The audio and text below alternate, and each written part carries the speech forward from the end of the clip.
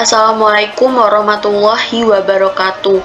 Saya Devina Septia Putri, absen 10 dari kelas 11 MIPA 5, akan membahas kandungan yang ada pada surat Al-Luqman ayat 16 dan 17 pada mata pelajaran Al-Quran Hadis bab 2, yaitu hormat dan patuh kepada kedua orang tua dan guru.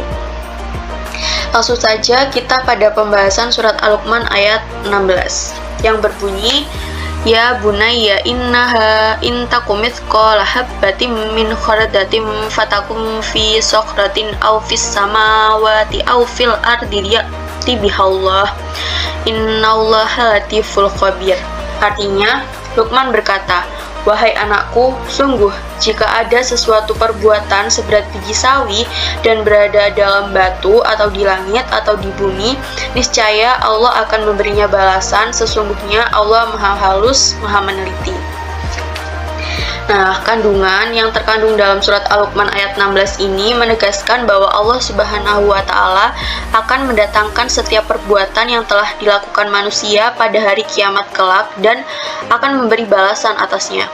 Jika amal perbuatan itu baik, maka balasannya pun baik, dan jika amal perbuatannya itu buruk, maka balasannya tuh buruk.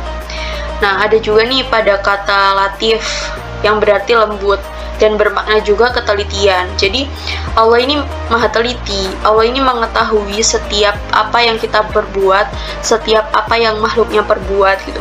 Bahkan seberat dan sebesar biji sawi pun Allah pasti tahu gitu apa yang kita lakukan, baik buruknya.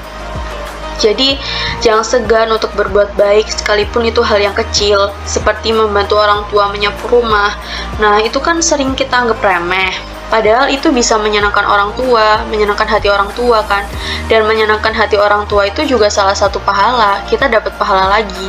Nah, jadi hal yang kita anggap kecil itu malah mendatangkan pahala yang berlipat buat kita.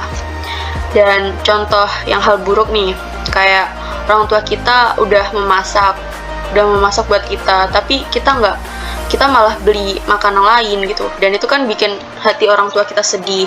Hati orang tua sedih itu kan bikin dosa buat kita, dan itu balasannya nanti mungkin bisa di dunia, bisa juga di akhirat. Lanjut pada surat Al-Luqman ayat 17 yang berbunyi, Ya bunayya aqimis sholata wa'mur bil ma'rufi wanha 'anil munkari wasbir 'ala ma ashabah inna dzalika min azmil umur. Artinya, wahai anakku, laksanakanlah sholat dan suruhlah manusia berbuat yang makruf dan cegahlah mereka dari yang mungkar. Dan bersabarlah terhadap apa yang menimpamu, sesungguhnya yang demikian itu termasuk perkara yang penting. Nah, kandungan yang ada pada surat Al-Luqman ayat 17 ini menjelaskan bahwa kita itu punya kewajiban untuk mendirikan sholat, khususnya sholat 5 waktu. Dan menjelaskan tentang kewajiban kita untuk amar ma'ruf nahi mungkar. Apa itu amar ma'ruf nahi mungkar? Amar ma'ruf nahi mungkar itu menegakkannya benar dan melarang yang salah, menegakkan kebaikan, menegakkan hal yang disukai sama Allah, dan melarang yang salah, melarang yang tidak disukai sama Allah gitu. Dan ada pada salah satu ayat di Al-Luqman ayat 17 ini, yaitu pada kata azmi, yang berarti kekuatan hati atau tekad.